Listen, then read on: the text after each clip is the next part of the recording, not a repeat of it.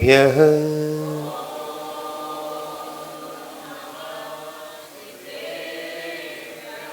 ॐ नमः सिद्धेभ्यः।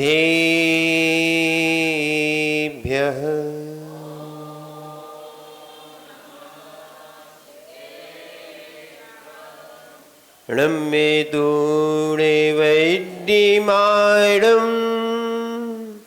परमपाणं जीर्णं तिशोद्धीन् वोच्छामि रयणसारं सायार्णयार्धं मीणं नमो अर्हन्ताणं नमो सिद्धाणं नमो आयिरीयाणं नमो वैज्झायाणं नमो लोहि सौविसाहूणं कुन्दनवर्णधवलगति सम्यक जिनका धाम ऐसी गुरु विरागी को सत्सत्य बार प्रणाम, सत्सत्य बार प्रणाम, सत्सत्य बार प्रणाम। जय बोलिए अनंतानंद सिद्ध परमेश्वरी भगवाने की, देवादिदेव 1000 श्री ऋषभदेव भगवाने की, देवादिदेव 1000 श्री चिंतामणि पार्श्वनाथ भगवाने की, देवादिदेव 1000 श्री भगवान महावीर स्वामी की, परम पूज्य आचार्य भगवान कुंद कुंद स्वामी की, परम पूज्य आचार्य भगवान आदिसागर जी महामुनिराज की, परम पूज्य वात्सल दिवाकर विमल सागर जी महामुनिराज की, परम पूज्य गणाचार्य गुरुवर विराग सागर जी महामुनिराज की, परम पूज्य आचार्य श्री विशुद्ध सागर जी महामुनिराज की, अहिंसामय जैन धर्म की।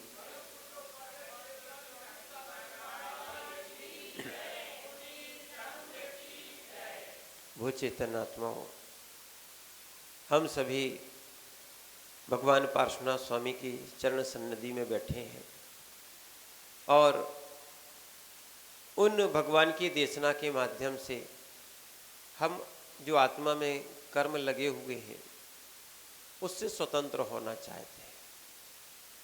और इसी के लिए सबसे पहले श्रावक की क्रियाओं का उपदेश और उसके बाद मुनि की क्रियाओं का उपदेश क्या है, दोनों ही आवश्यक है। बनना तो चाहिए मुनि। पूर्ण स्वतंत्रता क्या है, मुनि अवस्था से ही मिलती है। और वास्तविकता में देखा जाए ये स्वतंत्रता ही सही स्वतंत्रता है, अन्यथा जो कर्माधीन है वो स्वतंत्र कहाँ। ध्यान रखना, जो कर्माधीन है वो स्वतंत्र कहाँ। आज स्वतंत्रता का अर्थ स्वच्छंदता में लगा लिया है लोगों ने। क्या है, जो नियम संयम से नहीं चलना चाहता है और स्वच्छंद रहना चाहता है उसको लोगों ने स्वतंत्र मान लिया है, जबकि वो क्या है, स्वच्छंद है। स्वतंत्र होता है कि अपनी आत्मा को कर्मों से स्वतंत्र करना, मोक्ष तक पहुंचाना। क्या है, जैसी गाय बंधी रहती है ना, समझना, वैसे ही ये आत्मा भी क्या है, इस कर्मों से, शरीर आदि से, संसार से बंधी है। उसको कैसे छूटे या कैसे वो हमसे बाहर हो, इसके लिए आचार्य भगवान ने कहा था कि हम श्रावक के कर्तव्य करें। अनादिकाल से जो हमने कर्म किए हैं वो कैसे छूटेंगे। ध्यान रखना, वो जिनेंद्र भगवान की पूजा से छूटेंगे। क्या है, यहाँ तक लिखा है, मूलाचार्य जी में इस विषय को लिखा है, भक्ति जिनवराणाम खीदीपोव संचयम कम्मम आयरी पसायिणे विद्यामंतम सिद्धंती।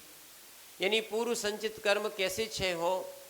मूलाचार में ये गाथा निर्ग्रंथों तक के लिए लिखी है कि भक्ति जिनवराणाम, जिनेंद्र भगवान की भक्ति पूर्व संचयम कम्मम, पूर्व संचित कर्म का क्षय कर देती है।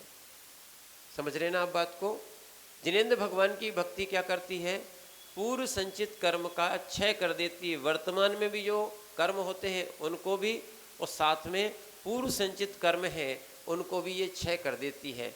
इसीलिए दान और पूजा, कुंद स्वामी ने इसी बात को 11 नंबर के गाथा में यहाँ पर रेण सार जी में लिखा था कि इसके बिना श्रावक नहीं होता, इसके बिना उसके कर्म क्षय नहीं होते, इसके बिना वास्तविकता में जो पापों से स्वतंत्रता चाहता है वो मिलने वाली नहीं है। अभी तो ये है कि हमारे पाप ही छूट जाए, बहुत बड़ी बात है। जो हम 5 पाप करते हैं ना, सुनो भैया, हिंसा, झूठ, चोरी, कुशील और परिग्रह, जब तक ये पाप नहीं छूटेंगे, समझना, तब तक स्वतंत्रता का तो बोध ही नहीं होगा। या तो महाव्रत रूप में संपूर्ण छूट जाएं, यानी निर्ग्रंथ बने, और यदि महाव्रत रूप में नहीं छूट सकते हैं तो कम से कम प्रथमा या अणुव्रत लें। मोक्ष मार्ग का प्रारंभ यहीं से होगा, स्वतंत्रता का प्रारंभ भी यहीं से होगा। कहां से होगा? और अणुव्रती अपन आराम से बन सकते हैं, मात्र संकल्प ही हिंसा नहीं करना श्रावकों को। पंकज भाई, संकल्प पूर्वक किसी जीव को नहीं मारना, इसका नाम क्या है? अहिंसा अणुव्रत। क्या है? समझ लेना, इस चीज को समझने का प्रयास करें। नहीं तो अपन लोग इन चीजों को समझते नहीं है और निरंतर क्या है, पापाश्रव करते रहते हैं। संकल्प लेना पड़ेगा, ध्यान रखना, संकल्प लेना पड़ेगा। और दूसरा है जैसे सत्याणुव्रत। सेठी जी, क्या है? सत्याणुव्रत। सत्याणुव्रत में क्या है? बड़ा झूठ ना बोलना, ना बुलवाना, जिससे जेल आदि जाना पड़े। समझ रहे ना? तो ये क्या हो गया? सत्याणुव्रत। समझ रहे ना? नहीं तो लोग बोलते हैं कि छोटा झूठ बोलते हैं। आचार्य भगवान समंतबद्ध स्वामी ने रत्नकर्ण श्रावकाचार में स्पष्ट लिखा है, स्थूल मलिकम न वदति। क्या लिखा है? स्थूल मलिकम न वदति, माने स्थूल यानी मोटा, बड़ा, झूठ नहीं बोलना। न वाद्यति, न बुलवाना, ठीक है, उसको कहा है सत्याणुव्रत। पालन कर सकते कि नहीं कर सकते? समझ रहे ना आप बात को। तीसरा जो है, अभी उसको क्रम में नहीं ला रहे, तीसरा ला रहे। क्या है? तीसरा है तो अचौर्याणुव्रत, पर अभी आपको बता रहे हैं पहले ब्रह्मचर्याणुव्रत, स्वदार संतोष व्रत को धारण करना, अपनी स्त्री के अलावा अन्य स्त्रियों का त्याग, अपने पति के अलावा अन्य पुरुषों का त्याग। समझ रहे ना? इसको बोलते हैं स्वदार संतोष व्रत। ठीक है, इसका पालन हो सकता कि नहीं? कैलाश भाई, हो सकता है कि नहीं? हो सकता है। समझ रहे हैं आप बात को? तो ये जब जो है ना, ये स्वदार संतोष व्रत, ये ब्रह्मचर्याणु व्रत है, श्रावकों का ब्रह्मचर्याणु व्रत। क्या है? एक से ब्रह्मचर्य नहीं रहेगा, बाकी से सारे लोगों से ब्रह्मचर्य रहेगा। इसको क्या बोलते हैं? सुधार संतोष व्रत। और जो और आगे बढ़ना चाहें, जो अचौर्याणु व्रत की बात कही, वो चोरी की ना करें। और अगर कहा जाए बड़ी चोरी, समझना, घर आदि के जो संबंधी हैं या थोड़ा सा वो बोलते हैं जिससे जेल जाना पड़े, सुनना, जिससे किसी का घात हो जाए, ऐसी चोरियां नहीं करना। या जिसको कहा जाए डाके नहीं डालना, ठीक है ना। अब किसी ने घर में से कोई वस्तु उठा ली, उसको चोरी में नहीं लेना। क्या है? चोरी तो आती है, पर अणुव्रतों के लिए वहां नहीं कहा गया।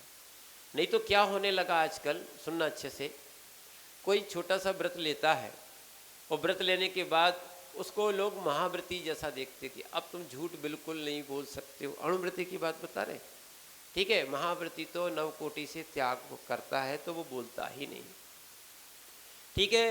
पर अणुव्रती के लिए थोड़ी थोड़ी छूट है, या उसने पूर्ण नियम लिया नहीं है, ऐसा कह सकते। इसीलिए जो है ना, उसके लिए थोड़ी सी क्रियाएं अलग है, मुनियों की क्रियाएं अलग है। कई लोग क्या करते हैं, जो मुनियों की क्रियाएं होती हैं वो श्रावकों में लगाने लगते हैं, या जो भगवत्ता होती है, जैसे भगवान रहते हैं वैसा हम मुनिराज को देखना प्रारंभ कर देते हैं कि महाराज बिल्कुल कसाय से रहित होते हैं। ऐसा अपन ने कह दिया, सुनना आप बात को। तो कहने का अर्थ है ये तो 10वें गुण स्थान के बाद कसाय से रहित अवस्था आएगी, और जबकि मुनिराज 6वें गुण स्थान से प्रारंभ हो जाते हैं। कहाँ से हो जाते हैं? 6वें गुण स्थान से प्रारंभ हो जाते हैं, ऐसा सिद्धांत ही कहता है। ठीक है ना। और ध्यान रखना, बहुत सी चीज़ें अब समझ में आने लगी हैं। लोगों ने अपनी सत्ता के लिए बहुत झूठ बोले, बहुत लोगों को विपरीत मार्ग पे लगाया है। समझ रहे हैं आप बात को? इसीलिए क्योंकि उन्होंने इस धर्म का सही मर्म नहीं समझ पाए।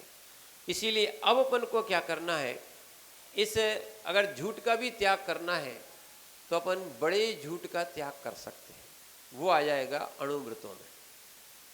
समझ रहे ना आप बात को? और 5वां क्या होता है? परिग्रह परिमाण व्रत। क्या होता है? परिग्रह परिमाण व्रत। इसका अर्थ क्या है मालूम है? अपने परिग्रह की सीमा कर लेना।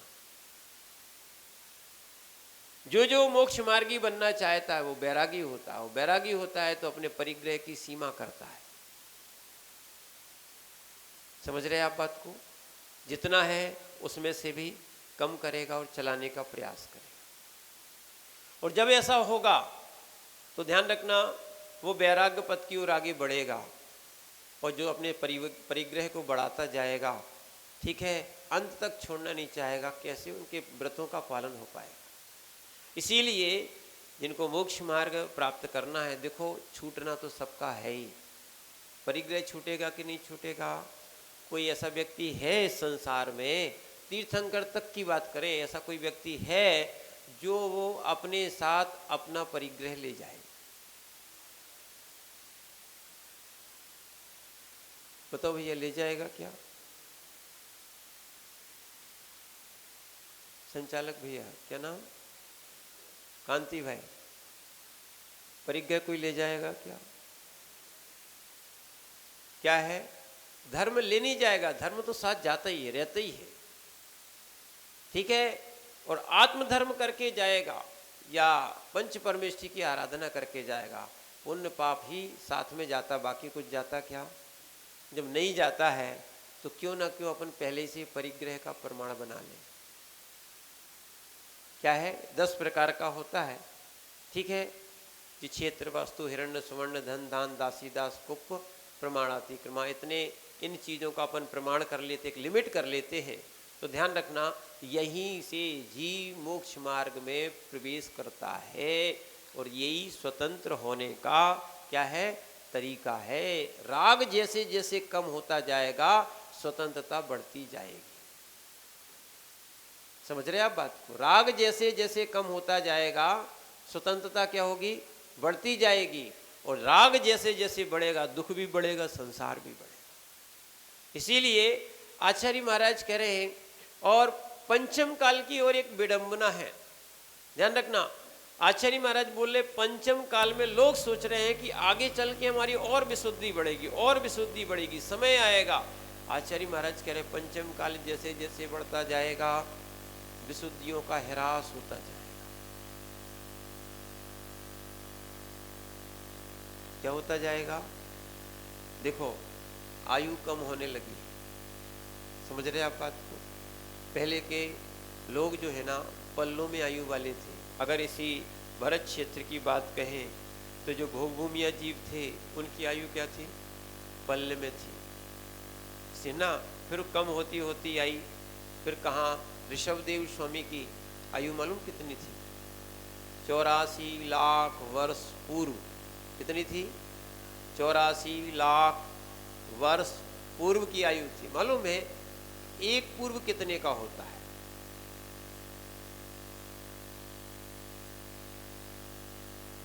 84 लाख में 84 लाख का गुणा करोगे तब जाके एक पूर्व होता है।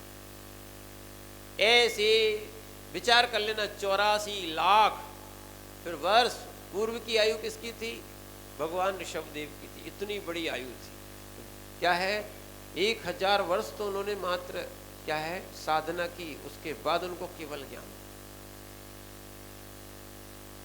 1000 वर्ष कितने, मैंने इतनी लंबी आयु थी। फिर घटते घटते घटते भगवान महावीर स्वामी के 72 वर्ष ही है। समझ रहे ना, इसका अर्थ है आयु भी घट रही है, ठीक है ना। अब पंचम काल की बात है, तो पंचम काल में विशुद्धि भी घटेगी। पंचम काल में विशुद्धि घटने वाली है, समझो आप बात को। पंचम काल में विशुद्धि बढ़ेगी नहीं, इसलिए जो कार्य वर्तमान में हो रहा है वो कर दो, जो विशुद्धि बन रही है वो कर दो। ध्यान रखना क्या है, बुरे काम छोड़ दो और अच्छे काम कर लो। पर अपन लोग क्या है विपरीत करते हैं, अच्छे काम के लिए समय डाल दें और बुरे काम तुरंत कर। समझना, आज कर तो काल कर, काल कर तो परसों, ठीक है ना, ऐसा करना चाहिए था। पर अब कह रहे आज कर रहे हैं तो अभी करो। आज का धैर्य समाप्त होता जा रहा है, समझो आप बात को। विशुद्धि में हानि आती जा रही है, ठीक है। आचार्य भगवान उपासका अध्ययन में भी लिखते हैं, सोमदेव सूरी, कलऊ काले चलऊ चित्ते देह अन्नादि कीट की। कली काल है, चित्त चलायमान रहेगा, मन कैसा रहेगा, चंचल होगा, विशुद्धि की हानि होगी। ध्यान रखना, संक्लेशता से विशुद्धि की हानि होती है, संक्लेशता से विशुद्धि की हानि होती है, टेंशन से विशुद्धि की हानि होती है। इसलिए ध्यान रखना, विशुद्धि बढ़ाना है तो धर्म ध्यान करना पड़ेगा, राग कम करना पड़ेगा और विकल्पों को स्वयं छोड़ना पड़ेगा। अच्छा ये बताओ, आंख बंद होने के बाद कौन किसका विकल्प करता है? सब भूल जाते हैं, समझ रहे ना। सोने के बाद भी भूल जाते हैं, हो सकता है स्वप्न में आ जाए, पर मृत्यु होने के बाद तो दोनों भूल जाते, वो तो भूल ही गया। ध्यान रखना, जैसे आप स्लेट पे लिखते थे ना, या आज मोबाइल आदि में डिलीट कर दो सारा साफ, ठीक है ना, ऐसी इस पर्याय का अगली पर्याय में कुछ याद नहीं रहता। अगर याद रहता तो आप ये बताओ, आप पहले पर्याय में कहाँ से आए थे, आपके कौन कौन से माता पिता रिलेशन वाले थे, बता सकते हो क्या? नहीं बता सकते ना। ध्यान रखना, इसीलिए पूरा साफ हो जाता है। आत्मा का मरण नहीं होता है, आत्मा त्रैकालिक थी, है और रहेगी। क्या है, बस आत्मा को धर्म के माध्यम से शुद्ध किया जाता है। जैसे सोने को शुद्ध करने के लिए 16 ताव दिए जाते हैं और आत्मा को शुद्ध करने के लिए तप किया जाता है। क्या है, तप किया जाता है। और तप का अर्थ मात्र जो अपन ने बहिरंग तप पढ़े हैं वो नहीं, बहिरंग भी है, अंतरंग भी है। और सबसे बड़ा तप क्या है, इच्छा निरोधा तपहा। तब क्या है, और आज चल रहा है इच्छा पूर्ति तपा।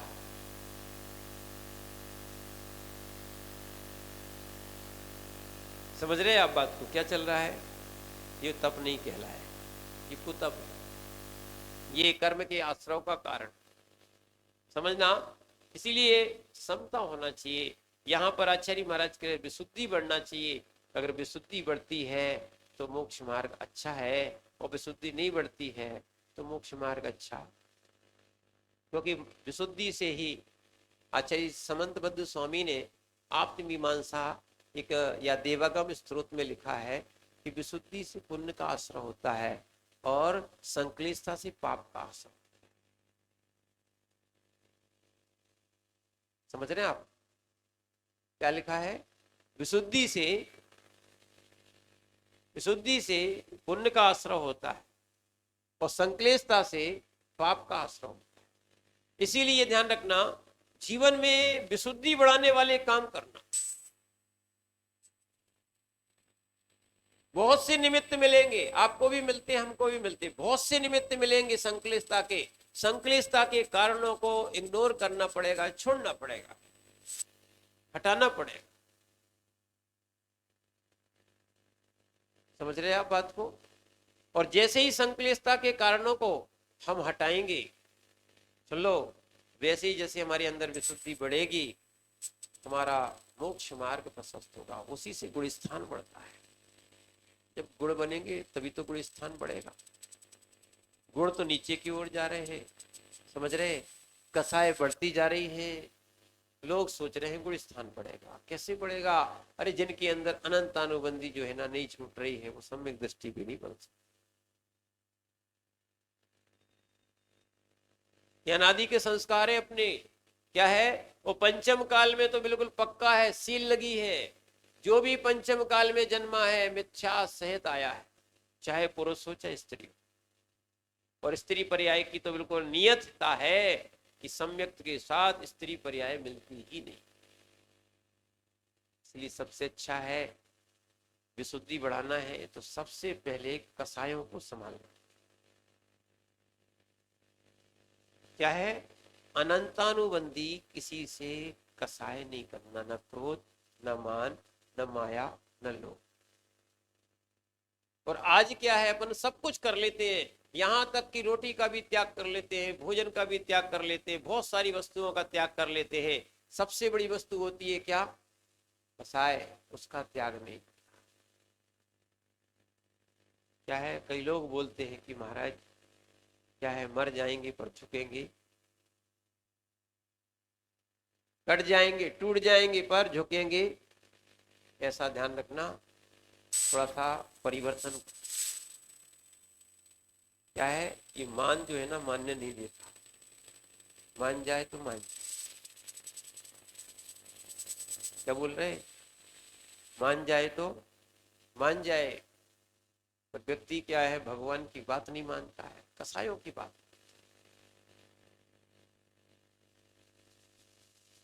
किसकी बात मानना चाहिए? मोक्ष मार्ग में अगर जाना है तो भगवान की बात मानना चाहिए। विशुद्धि बढ़ाना है तो भगवान की बात मानना चाहिए। अपनी बात को इग्नोर करना पड़ेगा, एक तरफ रखना पड़ेगा। देखो आप बात ना, क्या है, लगता है कि ये कसाय को ठेस पहुंच रही है, पहुंचने दो। सबसे बड़ा तो यही तो मिथ्यात्व को तोड़ना है, अपनी कसाय को तोड़ना है।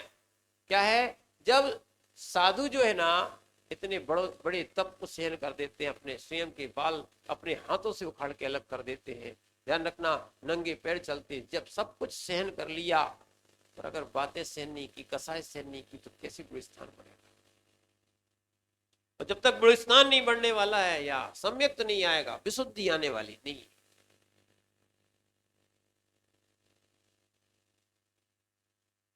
विशुद्धि क्षमा करने से आती। क्या है, क्रोध करने से तो संक्लिष्टता बढ़ती। ध्यान रखना, आज आपका स्वतंत्रता दिवस मना रहे हो, ये तीन रंग जो लिए ना, अब देखो आपको यहां घटित करके बता, क्या है, तीन रंग जो लिए हैं कौन कौन से हैं? केसरिया, सफेद और हरा। देखो आपको बहुत एक अच्छी चीज बताऊं, केसरिया भक्ति का प्रतीक होता है। क्या होता है? लोग बोलते हैं केसरिया केसरिया आज है हमारा रंग, और वास्तविकता में जब भी पूजा की जाती है केसरिया रंग के ही अधिकतर कपड़े पहने जाते हैं। ये भक्ति का प्रतीक यानी श्रद्धा का प्रतीक। किसका प्रतीक है? श्रद्धा का प्रतीक है। जो आपको तीन रंग लिए ना, ये रंग भी कहां से आए, सुन लो अच्छे से, आज आपको एक नई चीज सुनने मिलेगी। क्या है, जो स्वतंत्रता की बात करते हो, जैन दर्शन से ही पूरा ध्वज बना हुआ। क्या बना है? लोग इसको समझ नहीं पा रहे। सबसे पहले देखा जाए केसरिया किसका रंग है? सम्यक दर्शन का प्रतीक है। किसका प्रतीक है? सम्यक दर्शन का प्रतीक है। ध्यान रखना, किसका है? सम्यक दर्शन का प्रतीक है। दूसरा है ज्ञान। क्या है? ज्ञान निर्मल होना चाहिए, इसलिए श्वेत होना चाहिए। ज्ञान कैसा होना चाहिए? ये सम्यक ज्ञान और ज्ञान की बात कही जाए, निर्मलता है, वो सफेद का कलर दिया, ठीक है ना? और चारित्र में अहिंसा होना चाहिए, इसलिए हरा रंग। चारित्र में क्या होती है? अहिंसा परमो धर्मः। अहिंसा ही धर्म है। वास्तविकता में देखा जाए धर्म को प्राप्त करना चाहते तो कौन सा है? अब तीनों कलर कहां से आ गए? सम्यक दर्शन, सम्यक ज्ञान और सम्यक चाय, और बीच में भी कोई एक चक्र बना रहता है। क्या है? चक्र बना रहता है। उसमें 24 आर्य होते हैं। कितने होते हैं? और तीर्थंकर कितने होते हैं? 24। ये वास्तविकता में 24 तीर्थंकर का एक प्रतीक है, जो क्या है, यहां से जैन दर्शन से अशोक के पास पहुंचा था, अशोक से भारत में आया। क्योंकि अशोक जो है ना, क्या है, सम्राट अशोक मालूम किसके पुत्र थे? इनके पिता का नाम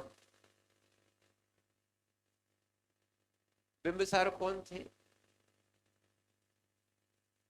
राजा श्रेणिक के ही पुत्र रहे। समझो आप बात। इसीलिए वो परंपरा वहां से आई, 24 तीर्थंकर की आई। कहां से आई? राजा श्रेणिक से आई। तो कहने का अर्थ है ये 24 तीर्थंकर का बीच में आरा लगा होगा। उनसे पूछे जाए 24 क्यों लगाया? तो सम्राट का था। सम्राट का नहीं था, जिन शासन का पहले ही से चला। समझो आप क्या है, कई पुरानी प्राचीन मूर्तियों में ये चक्र लगा हो, कोई खड़ा लगा होता है। क्या है? एक श्रेयांसगिरी की मूर्ति है, उनमें भी खड़े चक्र लगे। ये आड़ा दिख रहा है, वो कैसे लगे हैं? तो शेर बने होते हैं, क्योंकि सिंहासन होता है। शेर के आसन को क्या बोलते हैं? सिंहासन। अपन सिंहासन बोलते पर है सिंहासन। क्या है? सिंहासन। और दूसरा क्या है? ये आरा लगा हुआ है। समझना। तो इसका अर्थ है कि जो आपके भी ध्वजाएं बनाई गई हैं, जो प्रतीक बनाए गए हैं, ये भी स्वतंत्रता का प्रतीक बनाए गए हैं। ये भी जैन दर्शन से बाहर नहीं है। और इस पंचम काल में आचार्य महाराज कुंद कुंद स्वामी इस रेण सार के माध्यम से समझा रहे हैं, पंचम काल में विशुद्धियां बढ़ेंगी नहीं घटेंगी। क्या होगी?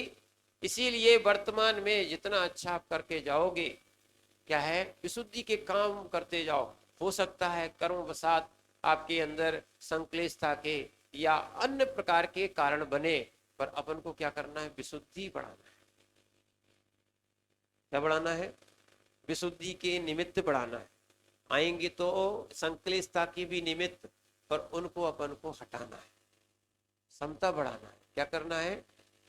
अपन क्वालिटी लाना चाहते ना, ऐसी अपने अंदर की विशुद्धि की क्वालिटी बढ़ाओ। कसायों को जीतना है, समता में आओ, क्षमा करो। बड़ा कठिन है, यानी उपास कर लेना सरल है। समझ रहे आप बात को? उपास करने वाला सरल है, पहाड़ पे चढ़ जाना भी।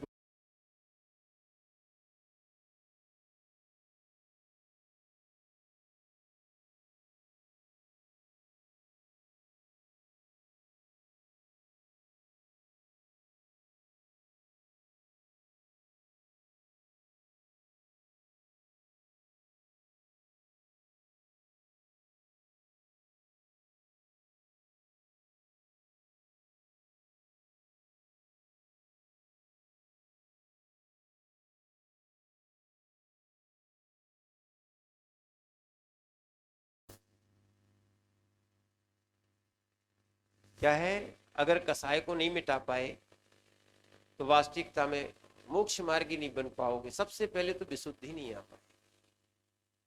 कसाय से विशुद्धि नष्ट हो जाती। यहां तक कि चेहरा जो है ना, जैसे आग में लकड़ी झुलस जाती है, बर्तन झुलस जाते हैं, ऐसे ही कसाय में क्या होता है? चेहरा झुलस जाता है।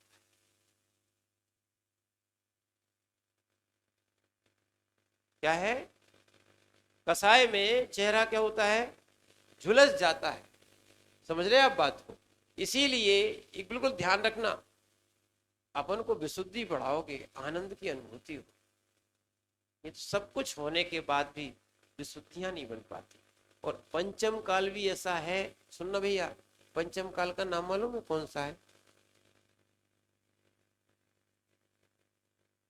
पंचम काल का नाम शास्त्रों में जो आया है कौन सा है? दुखमा काल। कौन सा काल है?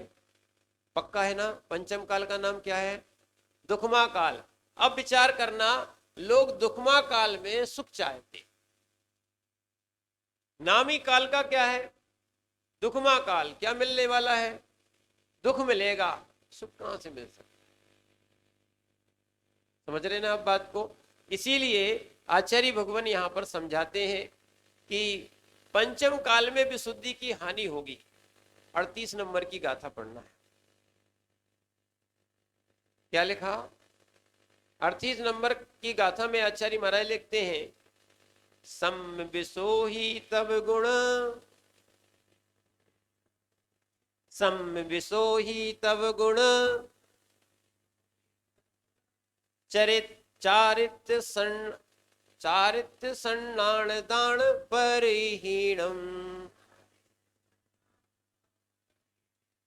भरे दुस्समयाले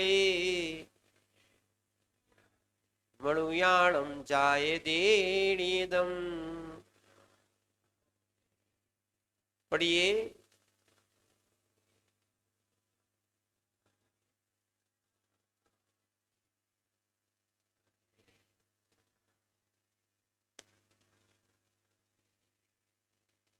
यहाँ आचार्य महाराज कह रहे हैं, इस भरे भरत क्षेत्र में, ये प्राकृत है, भरे का अर्थ क्या है? भरत क्षेत्र में, दुस्समयाले दुखमा पंचम काल में क्या है? मणुयाणम मनुष्यों के, सम विसोई सम्यक की विशुद्धि। कितनी बात बता रहे, देखो, सम्यक की विशुद्धि, तब गुण चारित सन्नाणम, यानी तप गुण और चारित सम्यक सम्यक ज्ञान और दान में परिहीनता निश्चित ही होती है। धीरे धीरे ऐसे निमित्त आते जा रहे हैं। यही दान से शुरू करो पहले, कि लोगों के दान के भाव नहीं आते, आते तो हैं, सुनना, गलत जगह। सही बात तो ये है, जिसके पाप का उदय है उसका धन पुण्य में लग ही नहीं सकता। पुण्यात्मा होगा उसका धन, या न्याय का धन होगा उसका धन, जो है ना, अच्छे कार्यों में लगाने का भाव होगा। नहीं तो भैया, एक दिन बताया था, घोड़ा जैसा आता है, घोड़ा जैसे में आया वैसे ही चोरी में घोड़ा आया था, और चोरी का घोड़ा। देखो, यदि चोरी में नहीं जाता है, डॉक्टर के यहाँ चला जाता है, कोर्ट कचहरी में निकल जाता है, नहीं तो घर में ही भैया लोग बैठे हैं, वो व्यसनों में लगा देते। क्या है? कहीं शेयर बाजार में लगा देते हैं, कहीं सप्त व्यसनों में लगा देते हैं। और देख लेना, जिनकी अच्छी कमाई नहीं की है, क्या है, उनके संतानें बिगड़ जाए।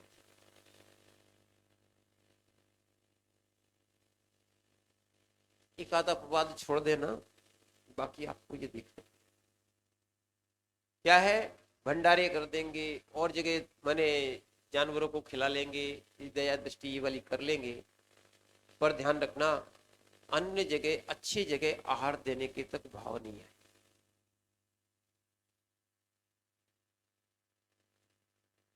समझना, बहुत सारी चीजें निकल रही हैं। क्या है, पहले लोग दान करते थे, रोज दान करते थे, लगभग लगभग दान देने का ही क्या है, बहुत सारे लोग आते भी थे, सुबह सुबह से वो लोग लेने आते थे और दान देते थे, किसी को आटा देते, वो भी संतुष्ट थे, उनको और कुछ नहीं चाहिए, जिससे भोजन हो जाए वो ले लेते थे। बहुत सारे लोगों को सुबह सुबह मंदिर के पास भी कोई सेठ जी वगैरह भी रहते थे, अपनी ओर से वो क्या कराते थे, अनाज दान देते थे, कहीं आटा वगैरह दान देते थे, कहीं कोई खिचड़ी या भोजन देते थे। क्या है, दान की परंपरा ही थी। दूसरा क्या था, सम्यक ज्ञान। ध्यान रखना, आज लोगों में मिथ्या ज्ञान बढ़ता जा रहा है, विपरीत सोचते। और एक और ध्यान रखना, जब श्रद्धा जैसी होती है, ज्ञान वैसा होता है। आज श्रद्धा विपरीत होती जा रही। जो भी कारण आगे बताए थे, धार्मिक कार्यों में विघ्न डालना, समझना, मंदिर का द्रव्य हरण करने का भाव होना, ठीक है ना, ये सब क्या है? जिनकी श्रद्धा नहीं होती है, सुनना, जिनकी श्रद्धा नहीं होती है वो ही ऐसा विपरीत कार्य करते। नहीं तो ध्यान रखो, कहाँ वो आटा पीसने वाली माँ जिसने आटे को इकट्ठा करते करते बढ़िया जी बना, ऐसे दान के भाव होते। अब कई लोग बोलते हमारे पास तो कुछ नहीं है, उस माँ के पास भी बिल्कुल नहीं था, धन भी बिल्कुल था ही नहीं। जो जबलपुर में मड़िया जी बनी है, वो सोचो कितना पसीना बहाया होगा, आटा पीसा होगा, आटे के बदले बने, आटे पीसने के बदले गेहूं ही मिलते थे, और उनको इकट्ठा करते करते उसने एक मड़िया बनाई थी। आज वो मड़िया जी बहुत बड़ा क्षेत्र बना। ऐसे लोग दान के भाव रखते थे। ध्यान रखना, क्या है? ग्रस्त जीवन, ग्रस्त जीवन ध्यान रखना, बिना दान के पवित्र और शुद्ध होने वाला नहीं है। समंत भद्र आचार्य तक ने लिखा है, जैसे खून से लिप्त वस्त्र क्या है, पानी से धोया जाता है, ऐसे ग्रस्त संबंधी जो पाप किए जाते हैं उनको आहार दान आदि दान के माध्यम से ही नष्ट किया जाए। और आज अपन पाप बढ़ाते जा रहे हैं दान करने के भाव में। क्या है ये? क्या चल रहा? सम्यक ज्ञान विपरीत हो रहा है। कई लोग बोलते मंदिर बनाने से क्या फायदा? सुनना, अगर इसकी जगह कॉलेज खोल दिए जाते, इसकी जगह अस्पताल खोल दी जाती, क्या सरकार की कमी है कि सरकार नहीं खोल रही क्या? कॉलेज नहीं खोल रही क्या? प्राइवेट नहीं खोल रहे क्या? इतने सारे होने के बाद भी ध्यान रखना, फिर आप ऐसी चीजें रखो जिससे कि सम्यक ज्ञान की वृद्धि हो, जिससे पापाचरण बंद हो। ध्यान रखना, विपरीत ज्ञान हो गया है। लोग धर्म को असत्य माने हैं और विज्ञान को सत्य माने। समझ रहे हैं आप बात? क्या है? धर्म को असत्य माने और क्या है, पापाचरण को सत्य माने। लोग कहने लगे जो दिखता है वो बिकता है। अरे भैया ध्यान रखना, जब अगर पुण्य नहीं होता तो ये दिखता क्या? सब कुछ मनुष्य पर्याय मिलती क्या? सुनना, इसलिए मनुष्य पर्याय में सम्यक ज्ञान कहता है कर्म क्षय करना चाहिए। क्या करना चाहिए? अरे असंयम की तो अनंत पर्याय मिल चुकी, भोग चुके भैया। संयम की तो मात्र, संयम प्राप्त करने के लिए मात्र एक ही मनुष्य पर्याय मिली, और जैन कुल मिल गया, जिन देशना मिल गई। सुनना, और सम्यक ज्ञान नहीं आएगा तो चारित्र्य कहां से हो? सम्यक ज्ञान नहीं आएगा तो चारित्र्य कहां से होगा? आज चारित्र्य जो है ना, ज्ञान तो बढ़ रहा है, चारित्र्यहीनता को प्राप्त हो जा रहा है। और यही कारण है, जब चारित्र्य बिगड़ जाता है तो लोग धर्म ध्यान में आना बंद कर। समझ रहे हैं आप बात को? वे अपने आप को अशुद्ध मानते, फिर कैसे वो पूजा करें, दान दें? समझ रहे? इसलिए वो नहीं आ पाते, उनका मन जो होता है फिर वो यहाँ आने लायक नहीं बचता है। ठीक है? और सम्यक ज्ञान ये भी कहता है, अंजन चोर जैसा सप्त व्यसनी जीव तिर गया। तो क्या, सुनना, क्या हम नहीं कर सकते? हम नहीं बदल सकते? सम्यक ज्ञान ये शिक्षा देता है। और देखना, जहां नरक आयु का बंद होने के बाद, सुनना अच्छे से, नरक आयु का बंद होने के बाद, यह है धर्म की विशेषता, यह है सम्यक ज्ञान। ये अपने आप की स्थितिकरण करता है, अपने आप के भावों को मोटिवेट करता है। जहां, समझ रहे आप, नरक आयु का बंद हो गया था, 7वें नरक की आयु का बंद हुआ था धर्म ध्यान के कारण। क्या है? वो नरक की आयु कम हो गई। आयु बदलती नहीं, इसलिए वो बदली नहीं। क्या है? तीर्थंकर भी नहीं बदल सकते, इसलिए राजा श्रेणी की आयु जो है ना, कहा 33 सागर से लेके 84,000 वर्ष में मात्र रह गई। और धर्म ध्यान और सम्यक ने कितना परिवर्तन कराया, सुन लो आप। धर्म ध्यान ने कितना परिवर्तन कराया, सुन लो। धर्म ध्यान ने क्या है, आने वाली 24वीं में उस नरकगामी जीव ने ऐसी श्रद्धा की, तीर्थंकर प्रकृति का बंद किया। आने वाली 24 में सबसे पहले तीर्थंकर वही राजा श्रेणिक का जीव।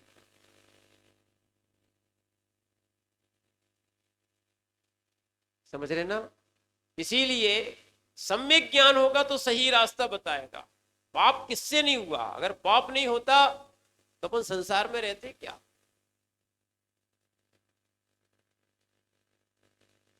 ध्यान रखना, बहुत सारे लोग टेंशन देने आते हैं, टेंशन लेना ही नहीं। बहुत सारे लोग परेशानी देने आते, परेशानियों को परेशानियों में डाल दो, आनंद में रहो। अब जो है सो है।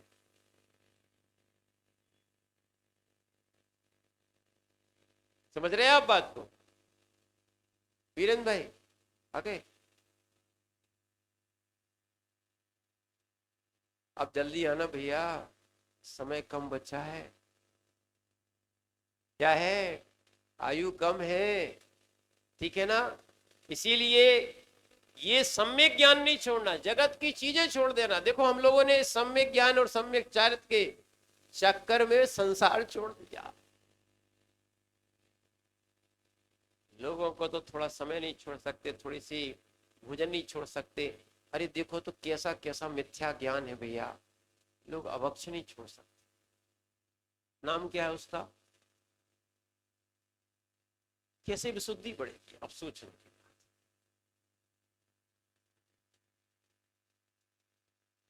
बिना अभक्ष के, बिना असंयम छोड़े विशुद्धि नहीं बढ़ती। सत्य तो ये, आप भले स्वतंत्र हो गए, वो खाओ पियो और मौज करने का जो आपका क्या है, जो हाँ चारवाक का सिद्धांत है कि जब तक जियो सुख से जियो, ऋण लेके घी पियो। स्वर्ग नरक किसने देखा है? क्या है?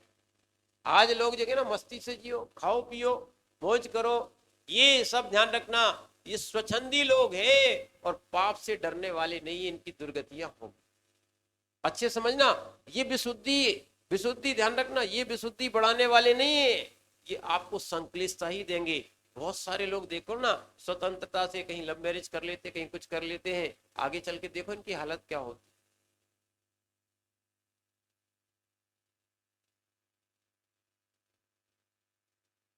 भैया पहले इतनी तलाक नहीं होती थी जितनी आज पढ़े लिखे लोगों की हो रही। क्यों हो रही?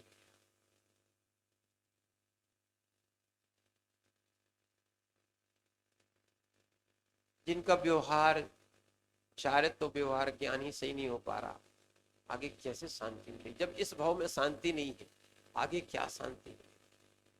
समझ रहे? तुमसे अच्छे तो वे त्रियंश हैं, कम से कम रोटी जब मिलती है तभी लड़ते हैं, बाकी तो एक साथ खेलते हैं, आनंद में रहते हैं। सुबह शाम तो खेलते हुए मिलेंगे। आप लोग दिखते हो, सुबह से देखो तो मुंह चढ़ा है, शाम को देखो तो टेंशन में बिल्कुल मुंह उतरा है। क्या है? कैलाश भैया क्या हंस रहे हो? अरे भैया ये गुरु चरणों में बैठोगे तो हंसते रहोगे, नहीं तो घर जाओगे तो क्या है, अब ऊसे ही का हंसना पड़ता है। जो आनंद अपन को मंदिर और धर्म ध्यान करने में आनंद आता है, वो कहाँ आता है?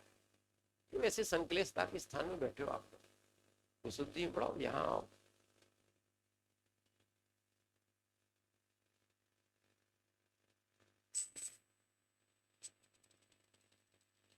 क्या है?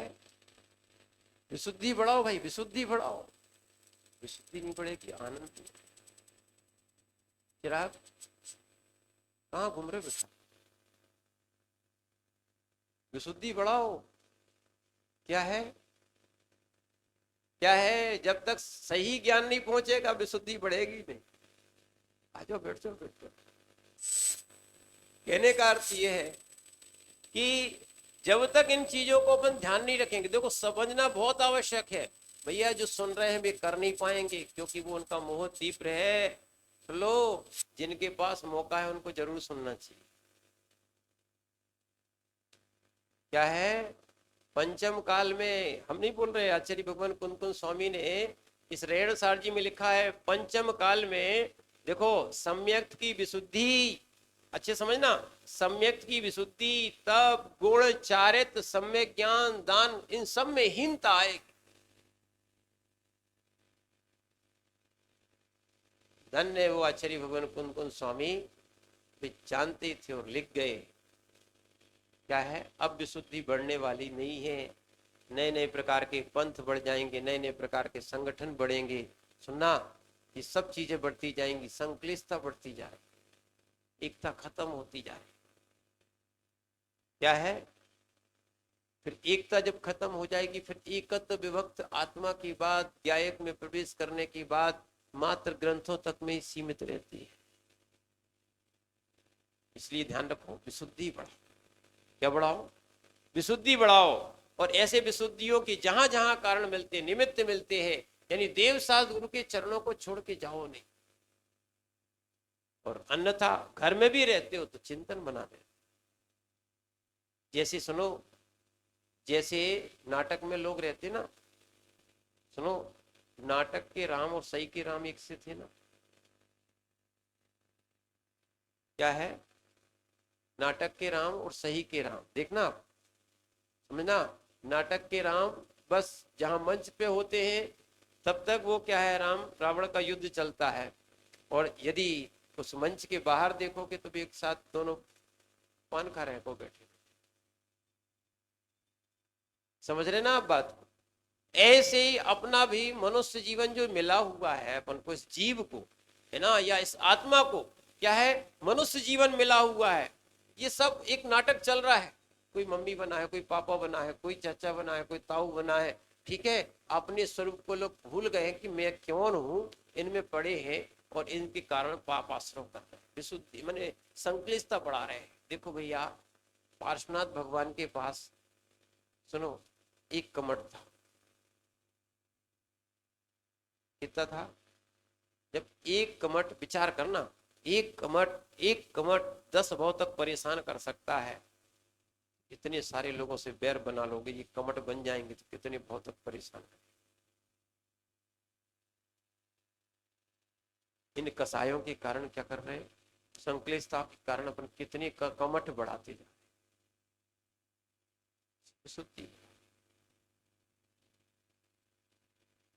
बहुत से निमित्त मिलेंगे, इनको आपको इग्नोर ही करना पड़ेगा। आज की भाषा में क्या बोलना पड़ेगा, हे कर दो, छोड़ दो।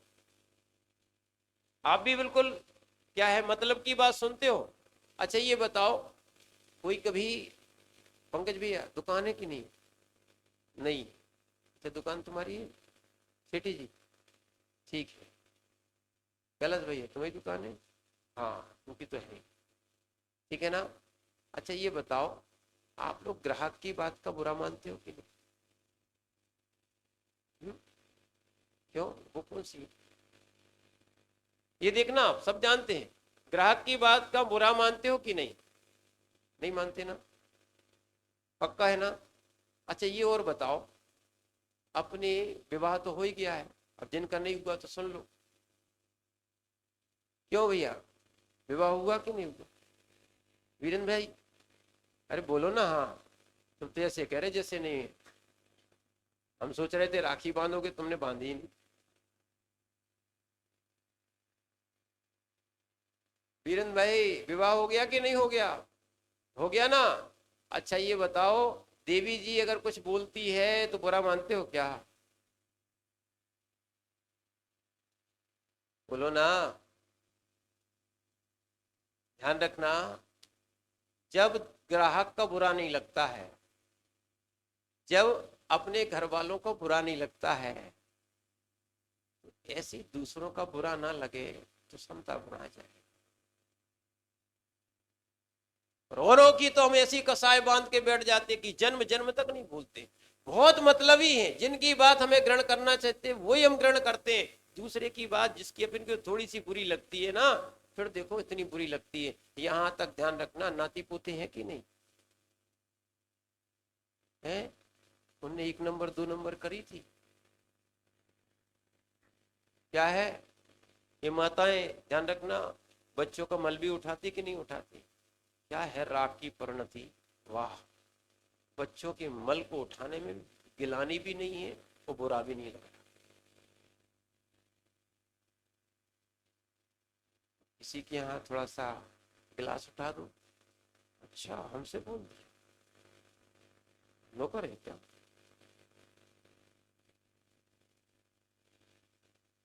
क्या है, अरे मंदिर तक में कहते हैं लोग, माली को बुलाओ ना, मेरा काम थोड़ी है, पुजारी को बुलाओ ना, मेरा काम थोड़ी है।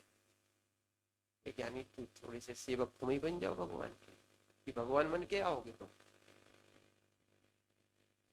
जहां विशुद्धि होना चाहिए वहां अहंकार बैठा है। यही तो विपरीतता है, अज्ञानता है। विचार करना, कहां अपन कर्म छोड़ने आए थे, स्वतंत्र होने आए थे। आए थे भजन को होटल लगे कपास।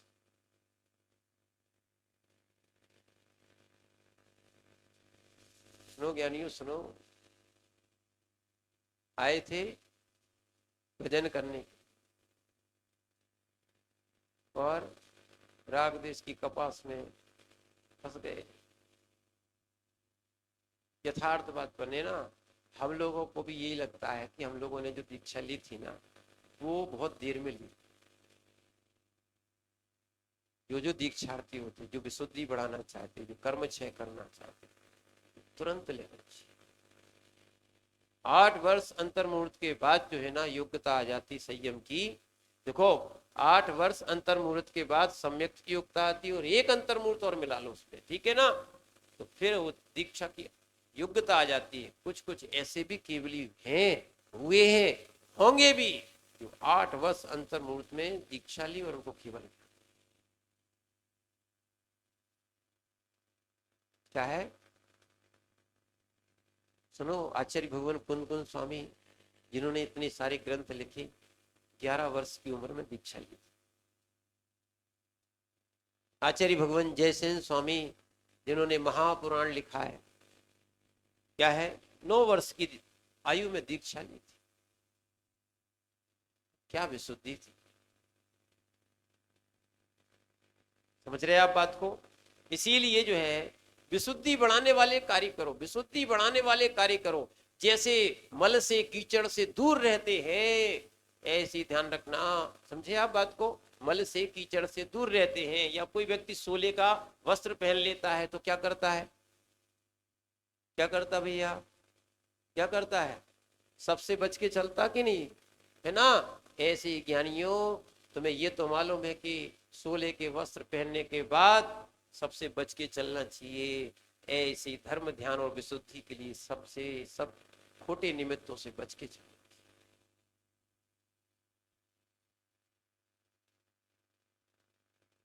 क्या है, मल को कभी छूते हो,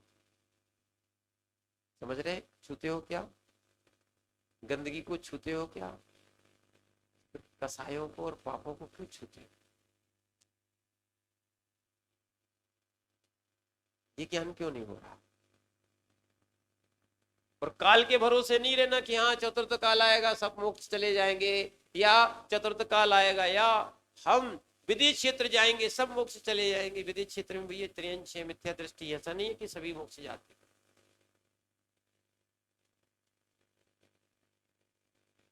इसलिए ध्यान रखना, काल का तो एक कारण बना है, बस इतना है कि इस काल में मोक्ष नहीं है, इस काल में रिद्धियां नहीं, इस काल में केवली नहीं, ठीक है, विद्याधर नहीं आते, पर इस काल में ध्यान रखना निर्गंत भावलिंगी श्रवण हो सकते हैं, बन सकते हैं सभी। क्या है, पंचम काल के अंत तक क्या है, शास्त्रों में स्पष्ट आया है, चलो प्रणति में आया है, महान ग्रंथ है, जो प्राचीन ग्रंथ है, कि पंचम काल के अंत तक भावलिंगी श्रवण होते रहे।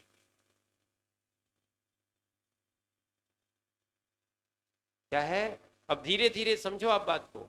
बहुत से निमित्त मिलेंगे, निमित्त से अपन को दूर रखना है, रहना भी है, और अपने आप को रखना है। जितने आप पर निमित्तों से दूर रहने का प्रयास करोगे, देखना आप आनंद में रहोगे। क्यों महाराजों को दीक्षा लेने के बाद घर छोड़ना पड़ता है, या मोक्ष मार्गी को सबसे पहले घर छोड़ना पड़ता, क्यों, क्योंकि ये राग के निमित्त तुम्हें परेशान,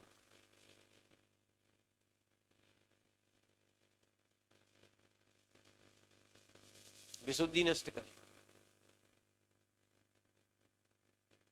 और यहां तक भैया, घर के संबंधी भी लोग साथ में ना रहे तो अच्छा है। लो, हम लोग का तो प्रैक्टिकल है। क्या है? जहां जहां राग होता है वहां वहां दुख होता है, विशुद्धि खत्म होती है। सारे संबंध खत्म करने के बाद दीक्षार्थी बनता है, वो मोक्ष मार्गी बनता है। और सोना भैया सोच नहीं लेना कि हम दोनों जन दीक्षा लेंगे, साथ में रहेंगे। सुन लो, क्या है कि वो दशा जो है ना, विशुद्धि नहीं बढ़ाई। हमने आचार्य को भी देखा, आचार्य भी कहते थे अगर दीक्षा देंगे सबको अलग अलग संग में कर देंगे, नहीं तो क्या होगा, उनके आहार हुए कि नहीं हुए, एक को डांट लगे दूसरे का मुंह बने, चाहे मित्रता में और चाहे संबंधों में, ऐसा ही होता है।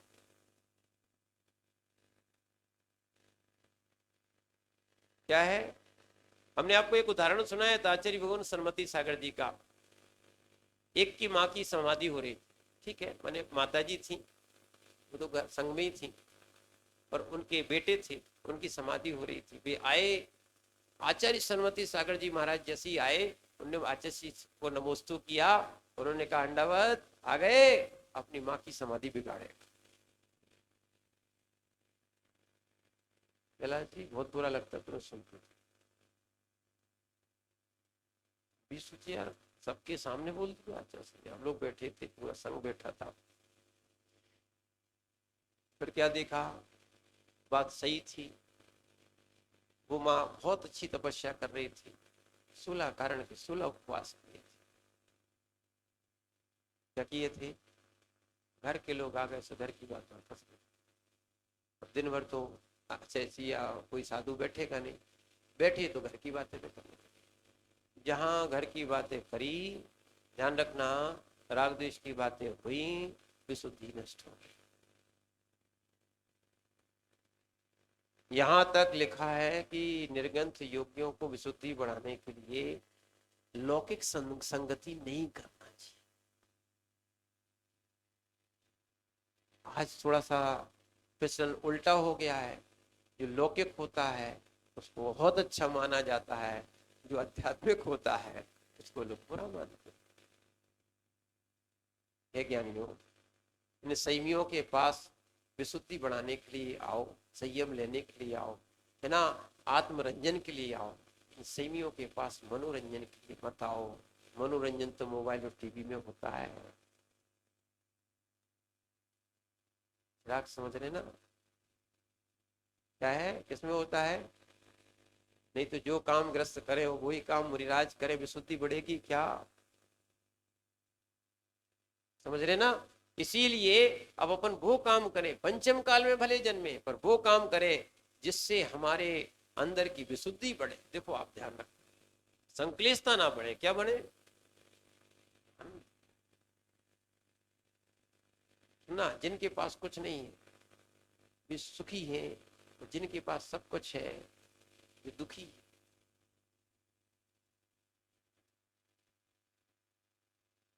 और देख लो, भले बाहर से दिख रहा है हम लोग के पास यहाँ कुछ नहीं है, पर वहां सब कुछ है। समझ रहे ना? आप प्रत्यक्ष दिखा नहीं सकते,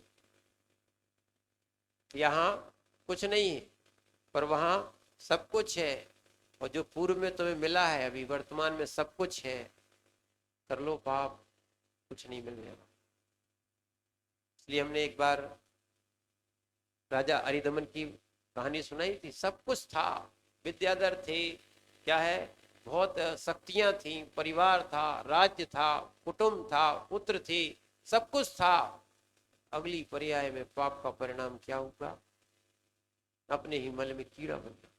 क्या मतलब ऐसी पड़े, क्या मतलब ऐसे भोग और जीवन का, क्या मतलब तुम्हारे ऐसे ऐसों का?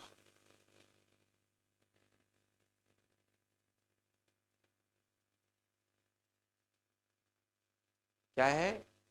सही पुरुषार्थ तो यही है कि पंचम काल में विशुद्धि बढ़ाओ, और विशुद्धि नहीं बढ़ती हो तो भगवान पार्श्वनाथ के चरणों में बैठ जाना। क्या मनोज्ञ प्रतिमा है, क्या है, आपके मंदिर की तो वास्तविकता में इतनी मनोज्ञ प्रतिमा है कि भगवान पार्श्वनाथ के ऊपर उपसर्ग हो रहे हैं, वो भी तो आनंद में बैठे।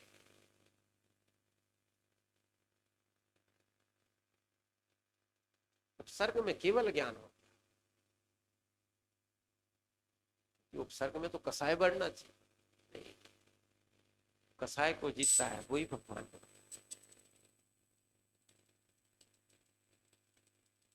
समझ रहे आप बात? ये पार्श्वनाथ भगवान से ये शिक्षा जरूर लेना, हे भगवान हमें भी कसाय जीतने की शक्ति, और ये है अपने अंदर है, जो चीज है उसको आप मांगो, उद्घाटित करो, सामने भगवान को सामने आना आपको मोटिवेट के लिए रखो। आप भगवान पार्श्वनाथ भगवान ने इतने 7 दिन तक क्या है उपसर्ग सही, अपन 7 मिनट तक कल उपसर्ग से 7 मिनट तक भी किसी के पास समय नहीं, तुरंत संक्लिष्टता आती, नाक पे गुस्सा रखा रहता है ना, जैसे वो सांप होता है ना, सांप जैसे फूलों से तुरंत क्या है फुसकार मार देता है यार, काट लेता है, वैसे ही क्या है कसाय रखी रहती है। सुनना, जो रूठने वाले है ना, जो रूठने वाले, पिनकने वाले, टुनकने वाले, सुनना, और चिढ़ने वाले, ये सब मान कसाय के ऊपर चढ़े।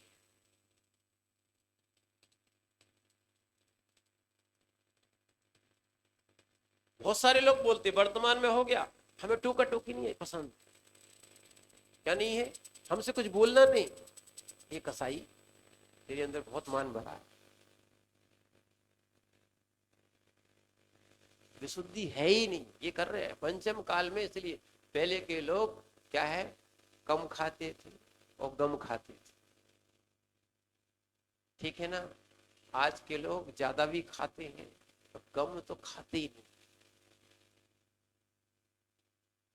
तो अवक्ष खाने लगे, ठीक है, और गम खाने की नहीं, टिट फॉर टैट, क्या है टेंशन लेने का नहीं देने का, ये मिथ्या दृष्टि, ये कसाई। विशुद्धि तो लेश मात्र नहीं है, संक्लिष्ट से ही संक्लिष्टता बढ़ी, तुम भी संक्लिष्टता में रहो, दूसरे को भी संक्लिष्टता उत्पन्न, इसलिए न जलो न जलाओ, समझ रहे ना, विशुद्धि बढ़ाओ, पंचम काल में विशुद्धि बढ़ती है। हम तो सामने स्वयं बैठे प्रत्यक्ष, अब दूसरे की बात अपन क्या करें। विशुद्धि भी बहुत सारे कारणों से बढ़ सकती है और संक्लिष्टता भी बहुत कारणों से आ सकती है। अपने ऊपर हे उपाधि का ज्ञान होना चाहिए, अपना स्वयं का सम्यक ज्ञान विवेक होना चाहिए कि क्या चीज लेना क्या नहीं लेना। जैसे अभी बताया था ना प्रैक्टिकल में कि जिन जिन से हमें राग है उनकी बातें अच्छी लगती हैं, गाली भी देते हैं बच्चे, तो क्या है छोटे बच्चे तो क्या है लघु शंका भी कर देते, कभी कभी गाली देते, कभी आपको क्या है मैंने पैर भी मार देते हैं, समझो आप बात को, फिर भी आपको बुरा नहीं लगता, कितने आप क्षमाशील। तो दूसरे की बात टेंशन में बोलते, आजकल तो जो ज्ञानी जी में भी बड़ी टेंशन में रहते, लौकिक ज्ञानी। इसलिए भैया ऐसा ज्ञान मत प्राप्त करो जिससे क्या है विशुद्धि खराब हो जाए। पंचम काल में आचार्य महाराज पहले ही बोल चुके हैं, क्या है तब सम्यक की विशुद्धि, गुण, चारित्र्य, ये सब क्या होता जाएगा, हीन होता जाएगा, कम होता जाएगा। इसलिए भैया अगर मौका मिल रहा है तो विशुद्धि को बढ़ाओ और आगे क्या है अपने गुण स्थान बढ़ाओ, आगे बढ़ने का प्रयास करो। अन्यथा ध्यान रखना छठवें काल में तो आदमी आदमी को खाएगा, ऐसा समय छठवां काल आएगा क्या है कि क्या करेगा, आदमी आदमी को खाएगा। आज स्वतंत्रता की बात कर रहे हो, कल ही परतंत्र हो सकते हो, क्योंकि आज ही अपन लोग इंद्रियों के बहुत सारी चीजों के परतंत्र हैं, कहते जरूर स्वतंत्र है, पर क्या है इंद्रियों से देखा जाए, धन आदि से देखा जाए, संक्लिष्टता से देखा जाए, कसाय से देखा जाए, कि सबसे अपन परतंत्र बैठे हैं। इन सबको छोड़ो और स्वतंत्र होने का प्रयास करो। ओम नमः।